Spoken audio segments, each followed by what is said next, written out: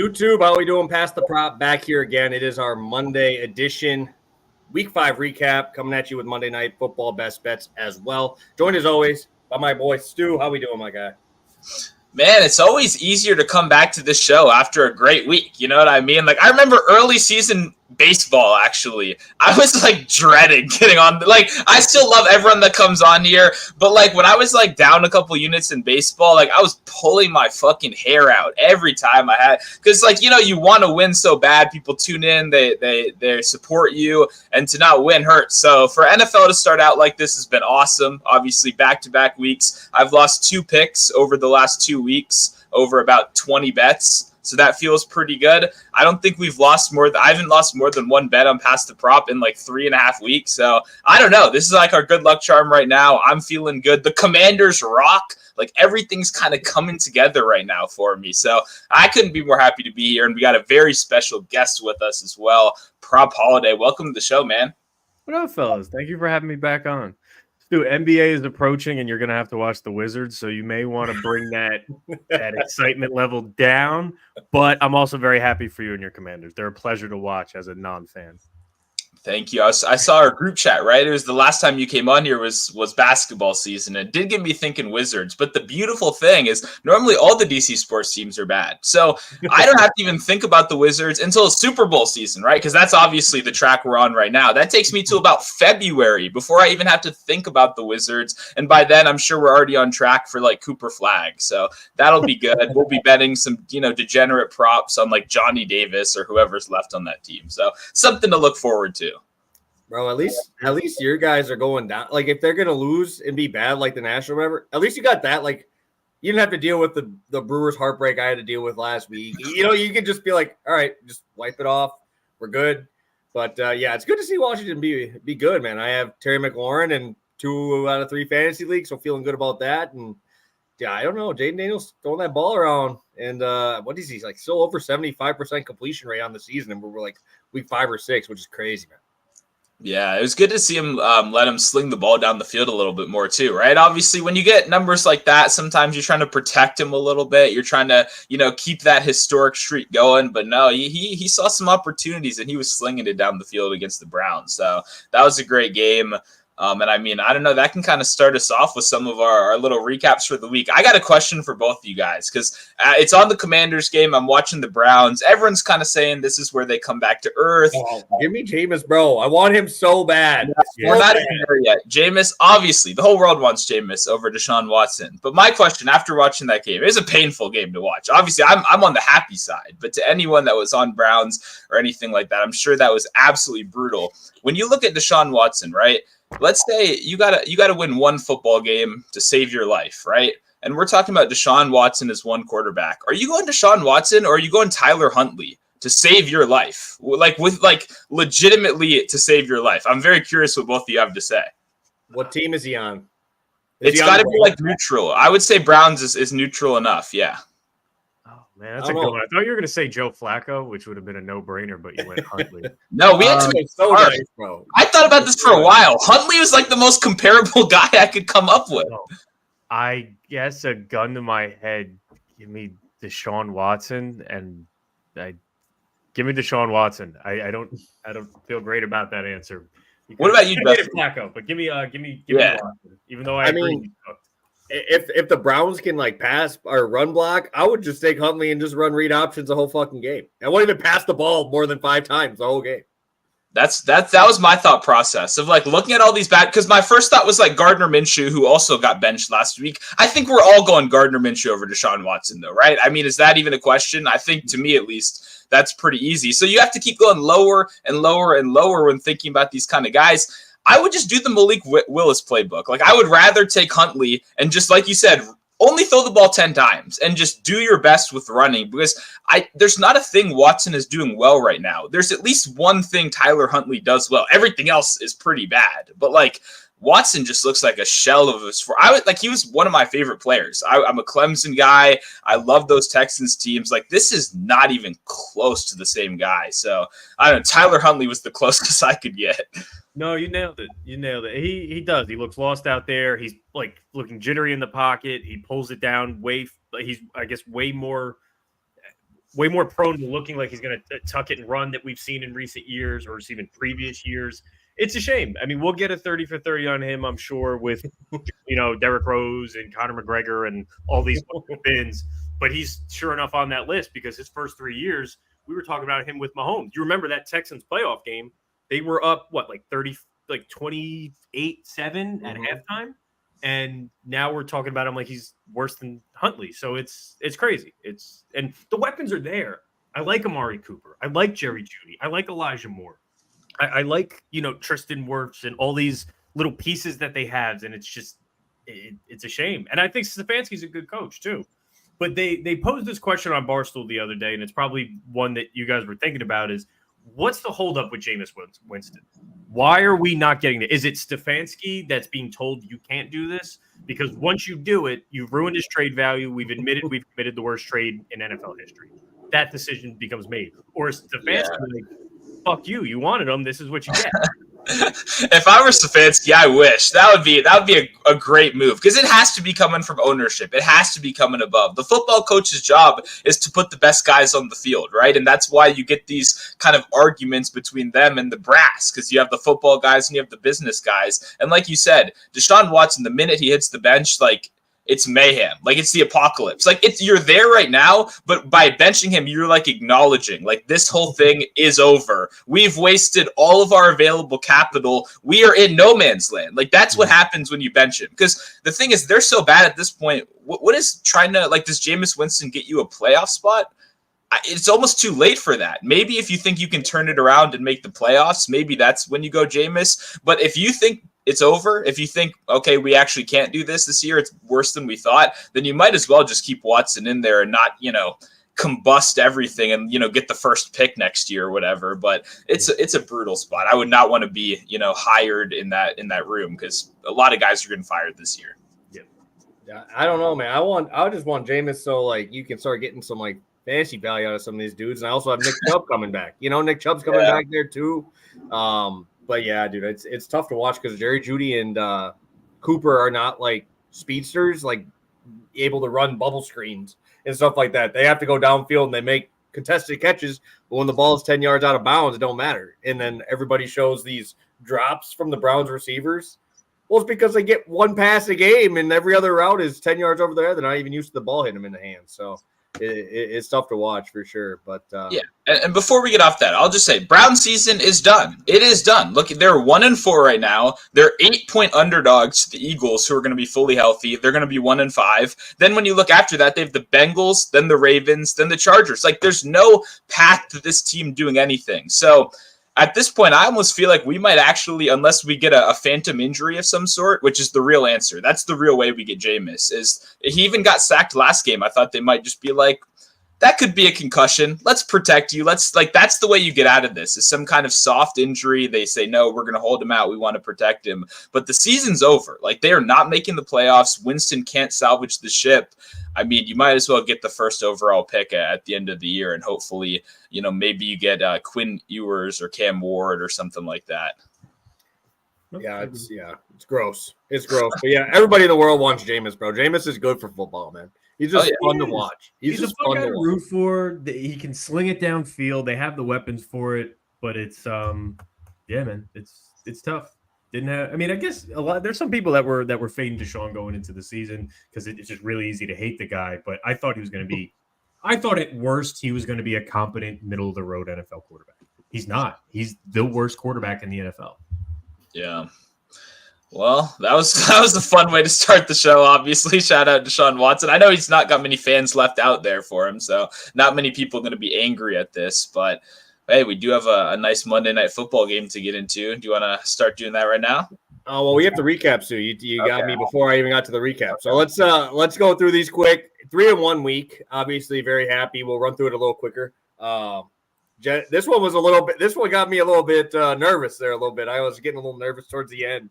But then I started dude, I'm not gonna lie, these race numbers, they're making me very good at quick, simple math, bro. I'm just they need an 8. I got to do this. How are we getting to this number? And then it's why would they go for 2? There's no way they go for 2. And then I'm chilling. So it was a lot of simple math being done while I was walking my dog.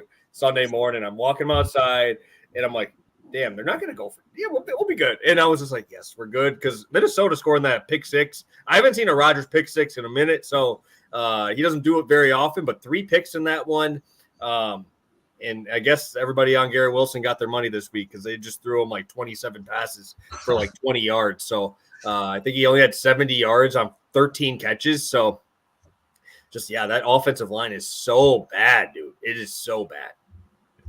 Yeah, I wanted to victory lap this game more because I wasn't the Vikings, but they kind of shit the bed so much in the second half that it's hard to even feel that great about it. But obviously the Jets offense, we just learned what we kind of already knew, but I think a lot of people need to see confirmed that once again, if you can't get the run game going, if you can't get Breece Hall going downhill, then none of the play action stuff, none of the deep shots that you can open up are going to be able to work, and your offense just falls apart. And until they can get the run game going, which, like you said, it's the O-line. It's not a lack of talent. Breece Hall, they got a good squad over there, but they can't block. They can't give time for their quarterback. They can't get anything going. So I have no interest in betting much Jets, nor have I so far this year, but definitely a good way to take advantage of that in prime time, despite it getting a little sketchy at the end there.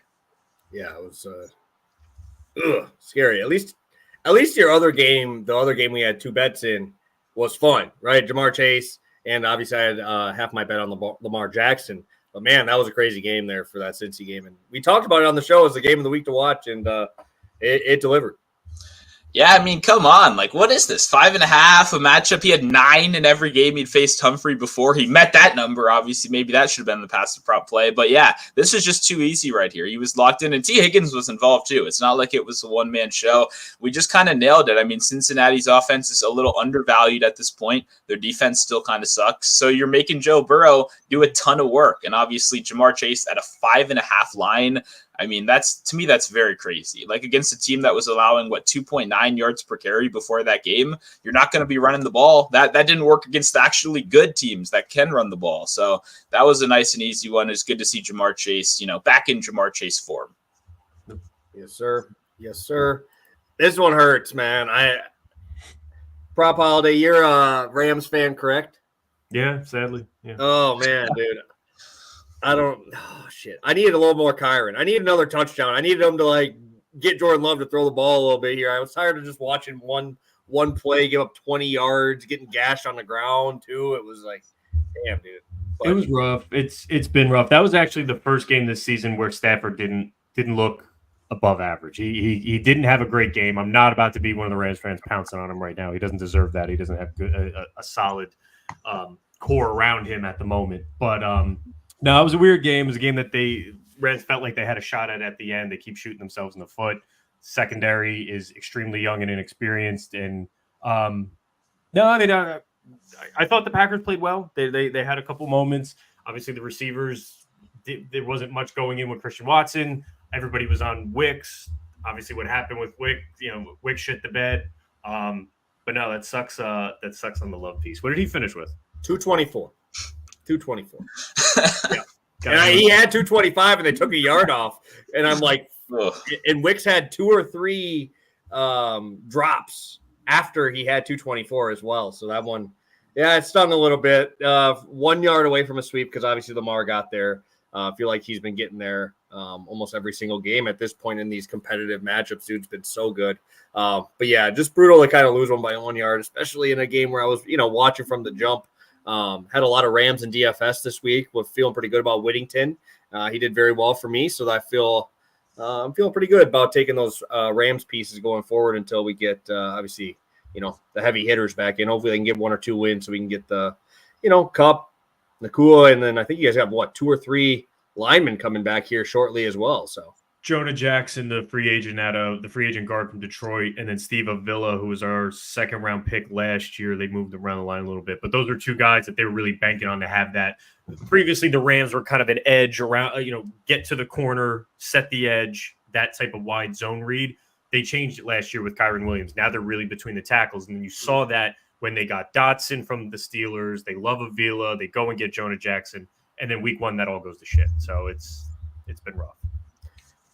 Yeah, so at least mine, we lose by 1, but then Stu comes back at night, and it was nice and easy winner here for Jake Ferguson. I believe I saw a couple books moving up to 5.5 by game time, and he still got it. So shout out Ferguson for being a Badger, baby. You got the Badger thing up back here showing out for us.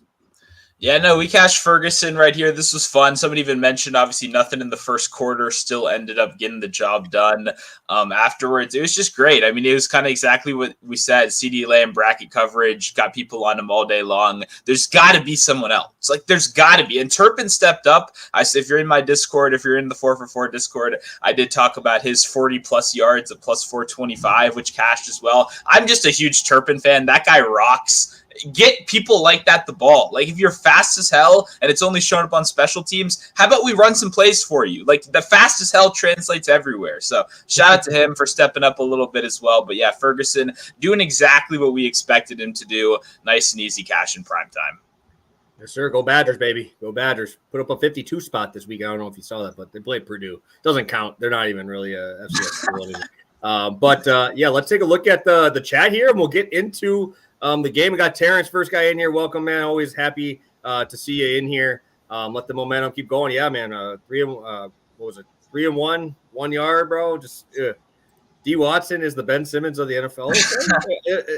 Pretty fair. Yeah, and they both got enough money to have everybody hate him as well. So they all got absolute bags there. So, how about that one, Stu? You think you take Will Levis over Watson? I would easily take Will Levis. Yeah, I would 100% take Will Levis. Okay. If you've seen if you could take any quarterback and put them in the Shanahan McVay system, and you get Baker Mayfield and Sam Darnold, and you who else am I missing here?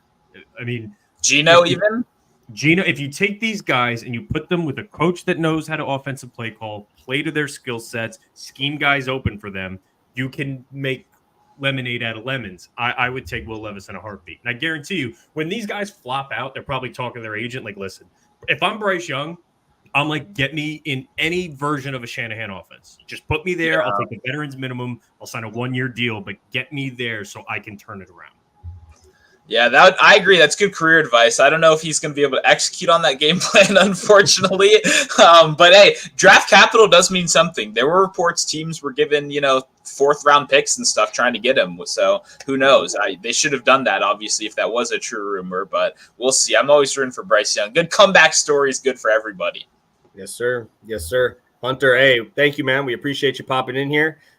Thanks for popping in on our Monday show as well. And yeah, no, I know it was disgusting. Pop pass for -9 yards to lose a bet. It was, disgusting. So, let's get rid of that game, bro. I mean, we got the W. We're out of there. Let's just get going here. It moves us to 22-13, 11.1 units on the season here. A couple weeks ago, we were -1.5, so we're feeling pretty good. Obviously, we're going on a nice little run here. Let's kick it over. We're to Monday Night Football. It's our first single game Monday Night Football game in a while. We've been getting pretty lucky, getting spoiled here with these double headers that we've been getting. But I will kick it over to you to start us off, Rob Holiday. We got 5.5 right now. I'm going on FanDuel only right now. 5.5, -110 each side, and over under at 42.5, juiced to the over. If you had to choose one of those 4 sides, we got to pick. We got to pick one of the 4. Which one are you picking tonight in this matchup? Of the 4 sets, I'd probably go over 42.5. I saw it at 43.5. I liked it at 43.5. Looking at both of these teams, even though you're looking at Kansas City, they're completely depleted offensively. You take away Rashee Rice, you take away Isaiah Pacheco. If you have Patrick Mahomes and Andy Reid, and then you look like they're kind of getting the gang back together. They bring in Juju. They bring in Kareem Hunt. These are guys who know the offense. I think they're 2 guys that are going to have big roles tonight in prime time. Not a rookie like Carson Steele, not a rookie like the kid Worthy. So I think they can move the ball fairly easily. And there's a decent amount of injuries in this game, which are interesting. The center for the Saints is out, which could make it puts us in a situation where I could see the Saints playing from behind at 5.5.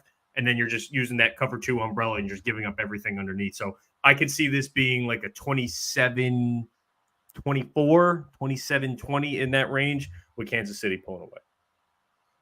Stu, over to you, my guy.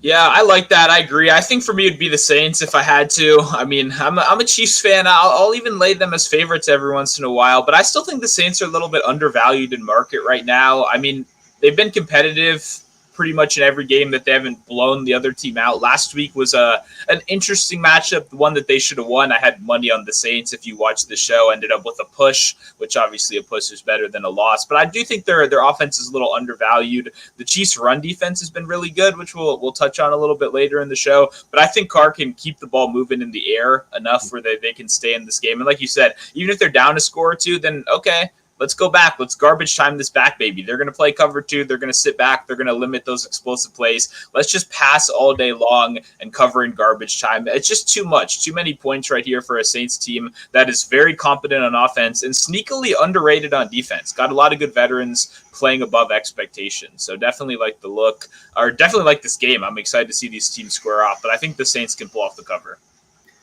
Yeah, I kind of like that over. I'm usually an under guy in primetime games. I'm usually always taking the unders, but I just looked at it, and the Saints team total is only at 18.5. I feel like they're going to be able to squeak a few more than that out of this one as well.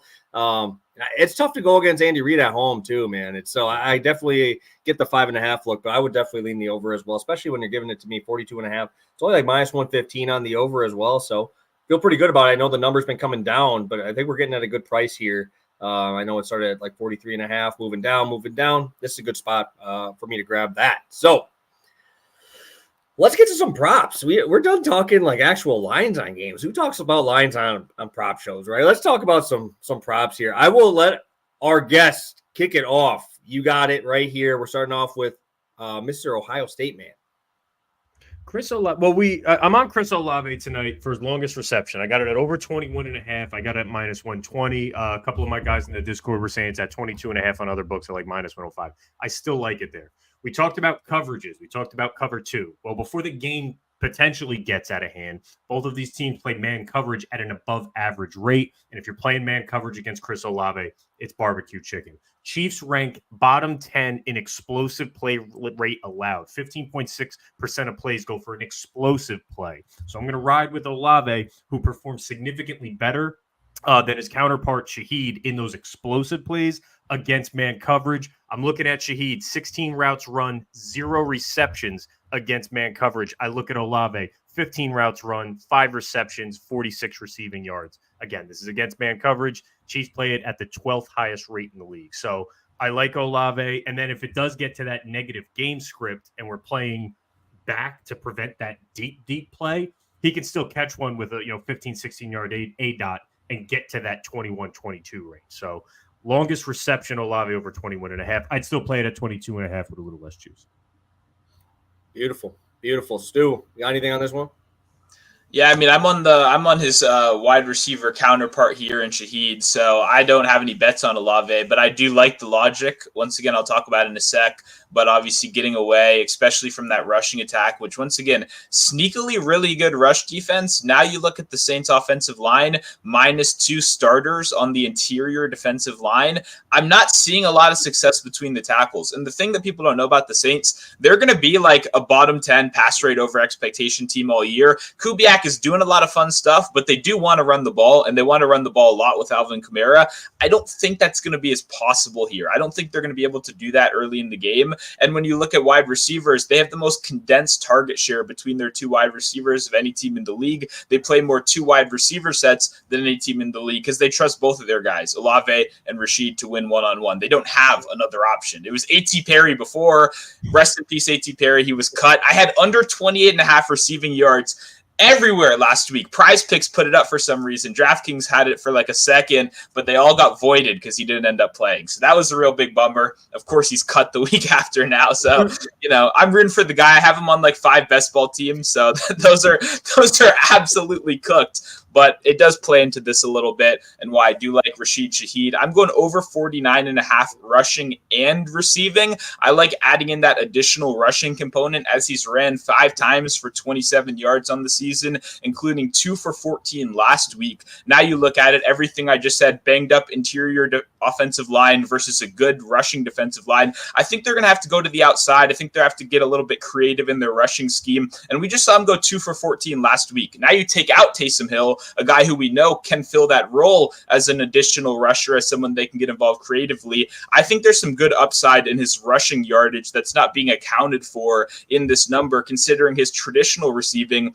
is just between, 46, 47, and 48 on most books. So for 1 or 2 extra yards, you're getting this additional upside, which I absolutely love, and I don't think it's priced in. For Shaheed, though, I mean, I think the overall buy, it's not the first time we've gone to Shaheed on this show. I played him 3 times this year. We're 1-1 so far, missing with his only time not cashing this coming up against the Eagles, right? That was a little bit of an unfortunate game. But if you go back, if you watch the tape, he had 2 air yard throws of 30 yards in his fingertips that he just couldn't bring down. So at the end of the day, you live and die with that. That's exactly what I said on the show. Rashid Shaheed, when he gets those 40-yard targets, the league average on those catchable plays beyond 25 yards down the field is 43%.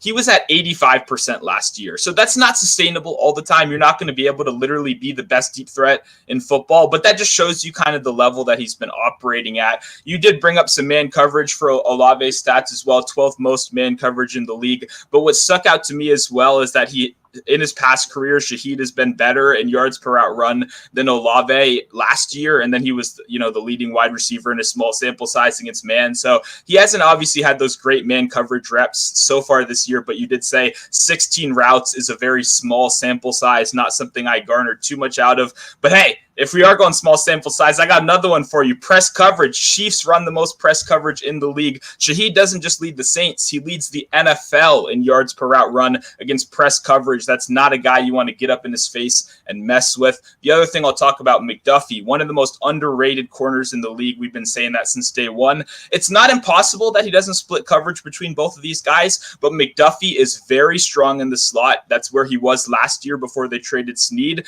Olave has been a lot more slot snaps. They're using him a little bit more all over the place, while Shaheed has been more the outside guy. So I think we missed the number one matchup in McDuffie. I think McDuffie is probably, if I had to guess, going to be, I would say 65 to 70% on Olave in this game, which is really good news, because what made this team so strong last year in the secondary was having those 2 lockdown corners to kind of pair with that heavy blitz offense. Now you only have one of them. Every team has taken advantage so far. Joshua Palmer, 26-yard catch. Darnell Mooney had a 30-yard catch that resulted in 66 yards. We saw Jermaine Byrne with the 47-yard catch on the outside. Every single team has been able to take advantage of this weakness versus the wide receiver 2, versus the outside deep threat.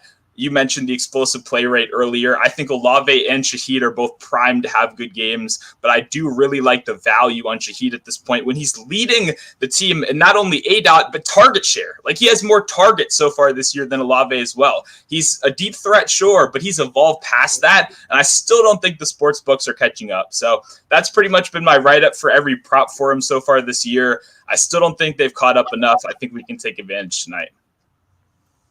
Good looks, guys. I like both of these. I might have to bet Derek Carr now, and I didn't think I was going to bet Derek Carr. Yeah, it's pretty ugly doing that, though, because it's the 2 guys. It's Carr and it's Olave and it's Shaheed. They have the most concentrated target share between wide receivers of any team in the league. So going to Carr, then you're suddenly asking, obviously Kamara is going to do well, but then you're asking like Foster Moreau to grab a couple catches, maybe Tipton, who is a real wide receiver, despite nobody ever hearing of the guy before. Like, it's just, you got to depend on more guys. I'd rather just go to the top 2. And we got our guy Tyrone in here talking about Juwan Johnson. Any thoughts? I know you guys are on the other guys. Is there any thoughts? I know he's got a couple goose eggs this year even.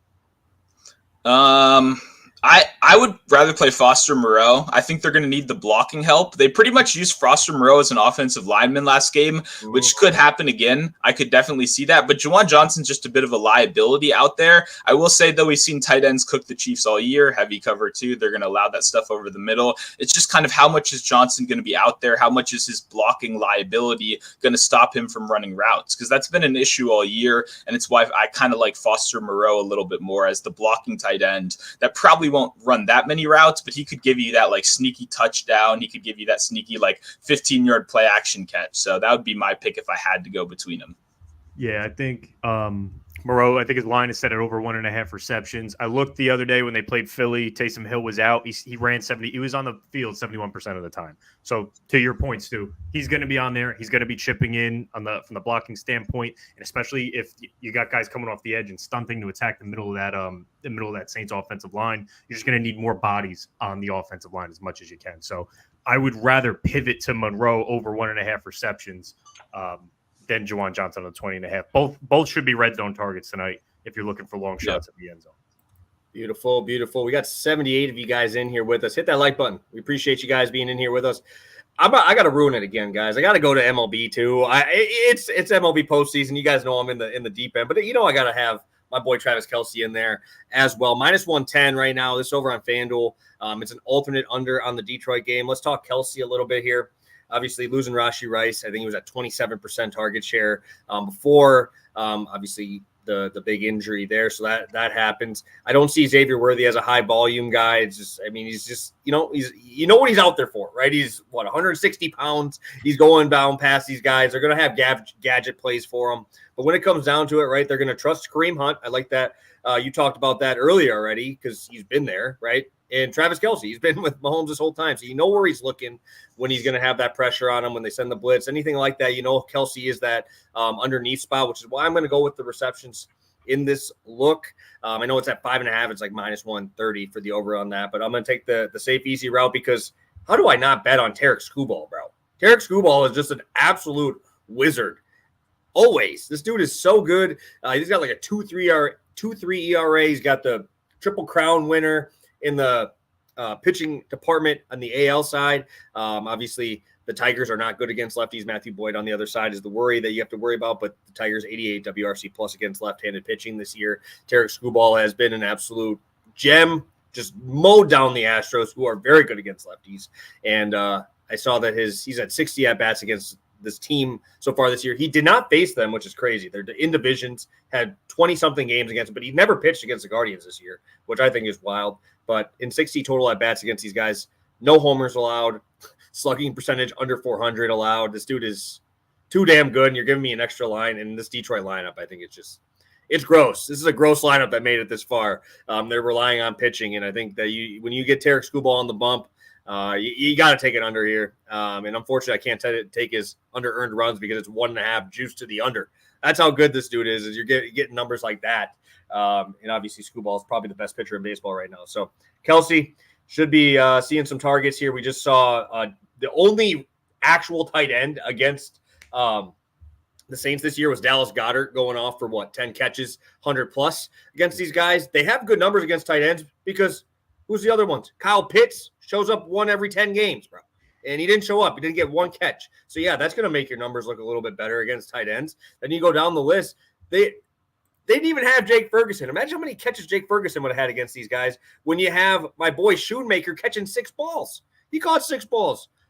He's playing like 30% of the routes now for Dallas, right? So Ferguson might have had 15 catches in that game. And then you have the Panthers, right?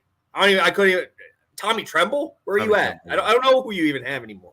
So you just look up and down RIP. I don't know where the dude is. I don't even know. Got crushed last week too. If you weren't watching, he got crushed last week.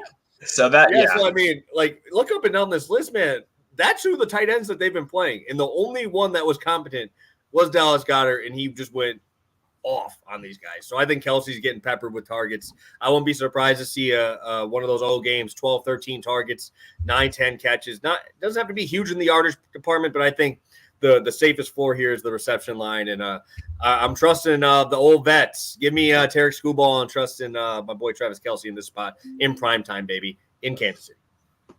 Yeah, I mean, obviously can't tell you too much about baseball right now besides Skubal and an under. I'm in. Tigers offense, 1 run is their ceiling. Okay, good luck, right? You're got to win 1-0. Skubal on the mound, that's good enough for me. Kelce, man, this will be the first week of the season. I'll actively be, in the middle on Kelce. I've been very negative on Kelce this year. I don't think I'm going to bet him because, hey, they got another tight end I like even more behind him. Noah Gray, baby. That's the guy that cashes my tickets for me. Kelce, I think this is the week, though, that you can finally go to him more comfortably. I don't think people realize how good Rashee Rice is or how impactful he's been to this offense. I think if we just go back in time to last season before Rashee Rice broke out, we have a good sample size of the Chiefs offense being bad, right? Just being very bad. And you add in Worthy, a good speedster, but not an all-around complete wide receiver, not someone that's going to be able to fill in a lot of the stuff that Rashee Rice leaves. It's obviously going to be Kelce as like the over-the-middle guy. And unfortunately, I hate to say it, I think I fucking like Juju Smith-Schuster today. Somebody in my Discord's talking about it. I'm like, Hell no, absolutely not. And then I look at it and I go, oh my God, it's a good over. I can't believe it. It's actually, so I don't know, man. It's hard. If Kelsey doesn't get 5 catches, I will be truly shocked tonight. I put this in right before I jumped on the show. So if you're in my Discord and you're watching, I haven't shared it yet. It's getting put in 10 minutes. I laddered Juju Smith-Schuster's receptions. 3+ is plus 160. 4+ is plus 350. 5+ is plus 650. Obviously, I brought the unit size down. But this is a guy, we talked about the man coverage rates for the Saints. It works the same way for the Chiefs. Juju's that guy. Again, small sample size. But I like them. I like Andy Reid going with what he knows. He's got Kareem Hunt. He's got Travis Kelce. He's got Juju. They know where to be. This is a primetime game. I don't expect much out of Carson Steele, the rookie. I don't expect much out of Worthy, the rookie. Go with these 3 guys, get out of there with the win, and make it on to week 6.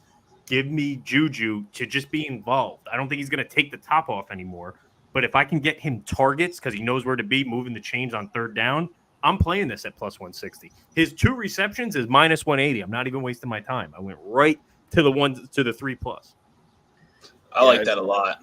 I mean, how many 6-yard slants are going to be available now? Like Rashee Rice is doing fun stuff, and we're talking about like 6-yard slants a game. Like that's just a core part of their offense. That's right into Juju's playbook. He's not really fast anymore. He's not really very good anymore, but he can run 6-yard slants from the slot. And that's why you want receptions. I love that 4 receptions, especially. What did you say, like plus 330, something like that? Plus 350.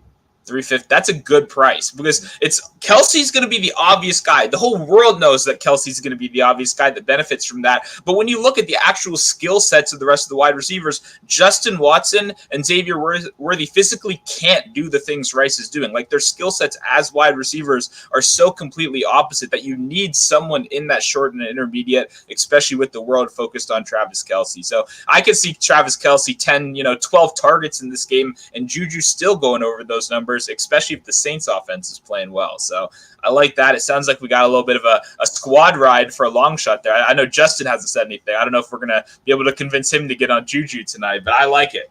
I mean, it's just gross to click that button. I guess once I get past the name, if I could just like white out the name and just be like, oh, he does this. If I just like listen to your breakdown and just didn't hear the word Juju, then probably I'd be all in with you. But just former Chiefs wide receiver. That's all you got to tell yourself is what he is. Well, that's the thing is this like Watson. We talk about him all the time on here. It's just there's so many of these dudes that just pop out of nowhere for these big games, but not many of them are going for like those 6-7 catches. Right, they're all those deep guys getting those big deep plays. So could see one of those Noah Gray, Juju type games where you could see one of those guys kind of having one of those bigger games. So. We do have a couple questions in here. We'll get to those right now. We got Terrence popping in here. Thoughts on Worthy's rush receiving line? We're seeing it at 49.5. Maybe some gadget plays. Obviously, Andy Reid's probably one of the best at these gadget plays. It's people are kind of thinking the volume's going to go up. I'm not really sure. Do you guys have a thought here on 49.5 with the rushing receiving line? I don't trust it. I do think he's more gadgety. The way he was so successful week 1 is because he caught everyone by storm. He can't run a full route tree. When he's spread out wide, they're just going to bring safety help to prevent it from going over the top. And then if he's lined up in the backfield or an end around, I know he's damn fast and he could do this in one play. I would just want to see more before I do it. Too much is being made of him without seeing that type of dynamic from him outside of a go route and an end around. Yeah, I think for me, I'd rather just play his rushing yards. Like, I'm sure someone has that by now. DraftKings is most likely. Yeah, 2.5, I think. I'd probably rather just play his rushing yards, assuming that he gets involved in some kind of creative usage. And if that's not the main angle you like, then I'd go longest reception. Like, he's a longest reception or bust guy for me. If he makes a big play, it's going to be on a broken coverage or it's going to be on a very well-designed play, which I have confidence that both of those things can happen, especially with arguably one of the fastest fastest guys in the league. So for me, what I like is I would just play those reverse correlation spots. I think that's going to be fantastic. We cashed one a couple weeks ago on the show when I talked about it. Worthy under 3.5 catches and then over 60 receiving yards is how I would look to play, where you cash in on obviously if he makes a big play, if he breaks coverage, it's not going to be on high volume. It's not going to be on a 10 target game. It's going to be him making a crazy play. So that's how I would attack it, get a little bit of a nice plus money on that, or I would just go to the rushing yards because I don't trust the consistency. I just want an explosive play. Yeah, it's tough too because like I look at this as like my Packers this week. Everybody bet on Jaden Reed, Wicks, and Kraft, right? And if Reed didn't catch that ball that was thrown in triple coverage, he got that 58-yard catch in triple coverage. If he doesn't catch that, he's under. Wicks is under, and it's just because all these lines moved up 20 yards because of injuries, right? And that's kind of here too, right? A big injury in Rice, but how do I trust that this guy's going to just jump into that role? I don't know. I don't see that happening, right? And it's just kind of these books have to adjust because everybody wants to bet on him because they're like, oh, these guys are out. He's going to have to do something. But I don't know. I don't know if that's the type of guy he really is. Even at Texas, right? He was making big plays, but wasn't really the huge volume guy outside of bubble screens and stuff like that. But obviously that doesn't really work as easily in NFL as it does in Big 12. So yeah, no, I agree. And I do see one more good question that I was going to bring up if no one asked before we got on out of here, which is Kareem Hunt over 10.5 rush attempts. I'm curious how you guys feel about this one because I have a bit of a strong take, but I'm curious. I got his rushing line 3 nights ago at 40.5. And at 40.5, I like it. It's at 47.5 as we sit here today, depending what book you're at. I think 44.5, 45.5. I'm a little skeptical at the volume. I do think he's going to be the dominant back. I do think he sees 60 to 65% of the snaps. Perrine will check in as kind of the third down catch option. It really depends. It really depends if Kansas City can get up. Can they get up over a score where they can kill some clock, and then that's where you'll see this hit. But I don't feel strongly one way or the other. I like the rushing attempt. I like the rushing line at 40.5. It's gone haywire in the last 3 days to the point where I'm like, don't play it at 47.5. Yeah, I'm just curious if they're going to even use Steele, because he just went straight doghouse, bro. He fumbled again. That's 2 out of 3 games, and he was just done. So, I don't know. I don't usually live bet rush attempts, but if you see Steele out there getting anything, and it's just he fumbled and he was done, right? That was pretty much it. But he was getting, his carries and stuff before. So it's just tough when there's 3 backs. It's 3 backs. Perrine even got some carries last week, which I don't obviously expect that to continue. He's more of obviously the receiving back. But he's good for those short yard carries too. So he's been getting those, 1-2 yard pops. I know we've been hating on Joe Mixon for years, and he was the guy backing up Joe Mixon there, but he was in there for those 1 yard carries even over there. So that's obviously a rush attempt there that goes to him in that spot. So it's just tough for me with Andy Reid because you could see more rushing gadget plays for these other receivers as well. So I don't know. I'm not usually an attempts guy myself, but with 3 backs, it kind of scares me off a little bit. What was your strong take, Stu? I mean, I like it. I like it. I think it's a good spot. I think if I were to add more plays today, which I'm not sure I feel as confident about this game, but it would be kind of like a semi-correlated Kareem Hunt rush attempts combined with a Noah Gray over receiving yards and just kind of bank on the fact that they go 2 tight end heavy, which they've done in the past, right? They do a lot of 12 personnel and they run the rock a little bit more than people expect. Because once again, I have more questions than a lot of people do about how efficient this offense can be without Rashee Rice. I really think we have a good sample size from the beginning of last year on how kind of inefficient they looked. And obviously Pacheco was the guy that picked up a lot of the slack. Kareem Hunt coming in instantly, going from his couch to an RB1 workload last week was a good sign of confidence. The only thing is I don't have many long shots today. The only thing that I did lock in, it's only on Bet365 right now, which is annoying, but I like 15 carries at plus 310. I like laddering the carries instead of laddering the yards because I don't know if the Saints defense is pretty good. And 2, I don't know if I can actually trust Kareem Hunt to rip off these explosive plays at the level that he has historically, especially his longest rush kind of tells you the story itself, under 15 right now, despite kind of being projected for a pretty good workload. So I'd rather trust the baseline workload. I'd rather trust like the projected game script than I would some kind of efficiency. But I do think Kareem Hunt rushing yards, like I was pretty close to Bennett this week. And I do think the attempts is probably the way I'd go, just because I don't want to trust him being efficient at this point in his career. That's fair. Good looks. Good looks. And I like Steele. Rest in peace, Steele. One fumble. Guy got out of there immediately. I mean, it was over. I almost bet on it last week. I didn't. I stayed away. I'm very glad I did because that was crazy. Yeah, no. I mean, Reed will play rookies. He played Pacheco with no qualms. He played Clyde Edwards-Helaire with no qualms. Obviously, we saw Rashee Rice getting work. It's not that you're a rookie, but once he's lost confidence, next guy up. We got to bring him in. So yeah. No, I think Kareem is obviously going to be the RB1 tonight. We'll see if Steele gets any of the snaps. I still think Prine's going to be the third down back without question. He'll be in there and he'll be getting a couple looks in the screen game. Yes, sir. Yes, sir. We have 85 of you guys in here live with us. Hit that like button. I think we're at like 30 likes. Hit that like button.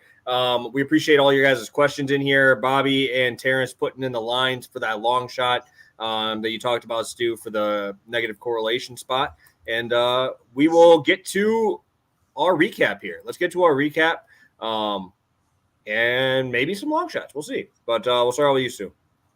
Sounds good. We got Rashid Shaheed over 49.5 rushing plus receiving yards, minus 115 over on DraftKings. If this does move or you don't have rushing plus receiving, I'm cool with just regular receiving yards up to 48.5. And then also longest reception at 20.5 is a good pivot. So if you don't have the rushing receiving, it's not the end of the world. I got an edge on all of his markets. I just think this is the most creative way to take advantage of that sneaky little free rushing we got going here. Yes, sir. I'm on the other wide receiver for the Saints, but lucky for us, they only play really two wide receivers. I like Olave longest reception over 21.5. I would still play it at 22.5. I think he can win in man coverage like he has. It is a small sample size. But if it does go negative game script, this works out for Olave. He is a big play threat. And they're going to try to, at the very least, they're going to use him to try to draw some PIs. It's pretty hard to do it against the Chiefs with the refs, but they'll give it a shot. And then we mentioned it. I didn't make it an official play here, but if you can get the Juju receptions ladder, bring that unit size down as those receptions go up. But I went 3+, 4+, and 5+. I'm capping it at 5+. But I think he has a big role tonight, stepping in for Rashee Rice, and I don't trust the rookie worthy. So those are my two. Beautiful. And then I know I had to ruin it. I had to put some baseball in here, guys. Sorry, we had to do it. But we're going with my boy Tarek Skubal in the Detroit Tigers first 5 under 4.5. Rolling that with Kelsey, 5 receptions. On FanDuel, that's minus 110. All right, I got to type this up because I know people asking for long shots. Let me put that Juju ladder on the long shot page here. If you could repeat those numbers there for me, just so we can take – have that little picture with our faces smiling that it's our ladder going on here. 3+ is plus 160. 4+ is plus 350. 5+ is plus 650. I am invested for $70, which is about 1.7 units for me, 1.75 units to return 269. Damn. 70 to win 269 if he climbs all the way up the ladder. There it is. I like it. Yeah, I like it too, man. I didn't really come prepared with any long shots, but I'm tailing the Juju play. And then obviously I do like the reverse correlation play. A little hard to track that for here, but that's a good little addition for anyone that's tuning in with us here. But I'm definitely tailing this Juju. I didn't have the balls to play the whatever his regular receiving yards is, but I have way more. I'd much rather lay a lower stake and just take the plus money here and take the fact that he gets a little piece of that Rashee Rice roll that's kind of left up in the open. So this is a great look right here. Like I said, I started the day going, damn, people are really betting on Juju Smith-Schuster, but the more you look at it, unfortunately, it is a pretty good play. And like you said, if we can get past the name value, I think we got a good one here. Yes, sir. I think we got everything. We got through all the chat. We still got 90 of you guys in here with us. Damn, you guys are staying with us 49 minutes in. We appreciate you. As always, let's get everybody, all these 89 people. Where can they find you, Prop Holiday? Where can they find all your stuff? I probably should have put my name in the after Bobby's name. I am at Prop Holiday with 2 L's on Twitter. I'm a writer for PicksWise. I give out free picks for all the primetime games. So Monday Night Football, Sunday Night Football, and Thursday Night Football. And like shocker, I run a Discord. It's called the Prop Shop Discord. But aside, it's only me. It's not 100 cappers in there. I give away $75 a week. So I do a free DFS tournament with your entry. First place is $50. Second place is $25. So even if you pay to get in, you can win that entry back every week. And that's what I think is fair as a solo handicapper. And that is me, guys. And hey, I think you should join. I'm in that Discord as well. I do get some of the tags. I'm in 80 million Discords, so I can't keep track of everything, obviously, but he's one of the guys that's doing it right. Full transparency, great analysis. You get the full package. It's not one of those, I'm sending out 50 picks a day. You'll hear from me in a couple weeks. We'll see what's going on. It's what you want if you're paying for picks and Twitter as well. So appreciate you coming on. I saw it's been since 2023, been a little bit. In the NBA season. It's always good to catch up. NFL's the king anyway. That's when the most people are tuning in. That's when we all feel the most comfortable. So I think we got some really good ones for today's game. Appreciate yes, it, sir. guys. Thank you for having me on. Make sure you guys go follow Prop Holiday in the description. We have his Twitter X. I don't know what we call it now, but whatever it is, his profile is in the description below in the video description down there. Thank you guys for all you guys tuning in. We only got one game today, unfortunately, but we are ready to roll. Mitch, make sure you check out it's in the link below, but you want to spell it again there, Prop Holiday, for us, just so they can get it from you. Prop Holiday, but it has 2 L's. That is it, like Doc Holiday. Beautiful. A lot less drunk. Beautiful. Well, we will see you guys on. Oh yeah, Doc. I do like that. That's nice. I just watched that Wyatt Earp thing on Netflix, so I just heard about that. So I'm involved with that now. So thank you guys for tuning in. Hit that like button on your way out. We'll see you guys on Wednesday talking about the Thursday night game. We got Seattle and San Francisco this week. So thank you guys, and we'll catch you Wednesday.